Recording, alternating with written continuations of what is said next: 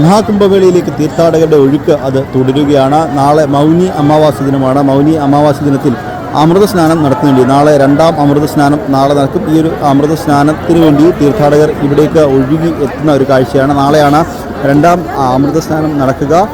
അതിനുവേണ്ടിയുള്ള തീർത്ഥാടകർ ഇവിടേക്ക് ഒഴുകിയെത്തുന്നതൊപ്പം ഇപ്പോൾ തന്നെ ഇവിടെ തന്നെ ഇപ്പോഴും തീർത്ഥാടകരുടെ വലിയൊരു ഒഴുക്ക് തുടരുന്നുണ്ട്.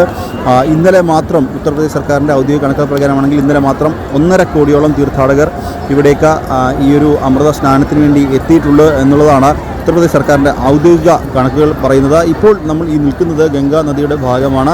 ഇവിടേക്ക് തീർത്ഥാടകർ സ്നാനത്തിന് എത്തുന്നുണ്ട്. ഒപ്പം തന്നെ നമ്മൾ ഈ ദൃശ്യങ്ങളിൽ കാണുന്നത് പോലെ തന്നെ ഇവിടേക്കൊക്കെ ആളുകൾ ഇത് കണ്ടില്ലേ നടന്ന് നീങ്ങുന്ന കാഴ്ചകളുണ്ട്. ഈ പാലത്തിലൂടെയൊക്കെ ഇത് ത്രിവേണി സംഗമത്തിലേക്ക് ആളുകൾ നടന്ന് നീങ്ങുന്ന കാഴ്ചയാണ് നമ്മൾ ഈ കാണുന്നത്.